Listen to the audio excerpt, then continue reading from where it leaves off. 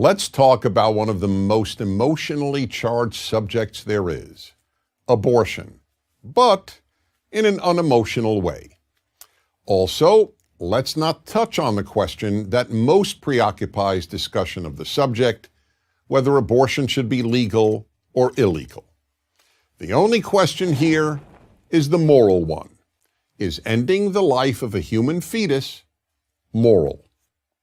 Let's begin with this question. Does the human fetus have any value and any rights? Now, it's a scientific fact that a human fetus is human life. Those who argue that the human fetus has no rights say that a fetus is not a person. But even if you believe that, it doesn't mean the fetus has no intrinsic value or no rights. There are many living beings that are not persons that have both value and rights. Dogs and other animals, for example. And that's moral argument number one.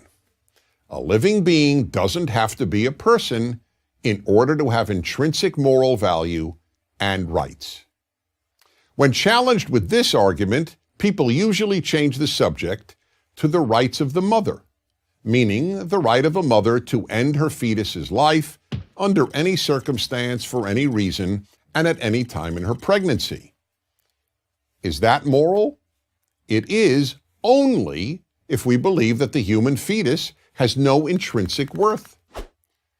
But in most cases, nearly everyone believes that the human fetus has essentially infinite worth and an almost absolute right to live. When? When a pregnant woman wants to give birth. Then society and its laws regard the fetus as so valuable that if someone were to kill that fetus, that person could be prosecuted for homicide. Only if a pregnant woman doesn't want to give birth do many people regard the fetus as worthless. Now, does that make sense? It doesn't seem to. Either a human fetus has worth or it doesn't. And this is moral argument number two. On what moral grounds does the mother alone decide a fetus's worth?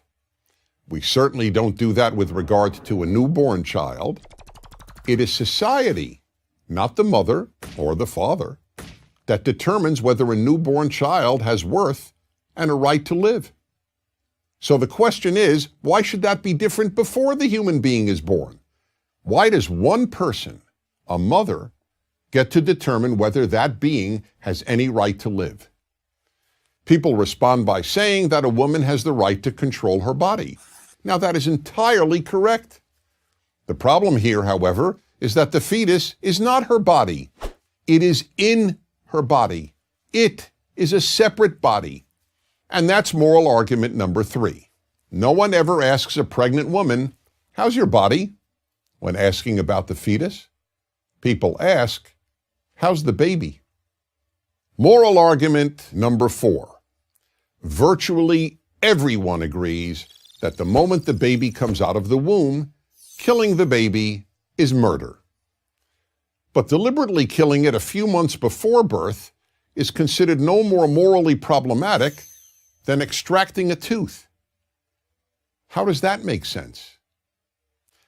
And finally, moral argument number five. Aren't there instances in which just about everyone, even among those who are pro-choice, would acknowledge that an abortion might not be moral? For example, would it be moral to abort a female fetus solely because the mother prefers boys to girls, as has happened millions of times in China and elsewhere? And one more example. Let's say science develops a method of determining whether a child in the womb is gay or straight. Would it be moral to kill a gay fetus because the mother didn't want a gay child?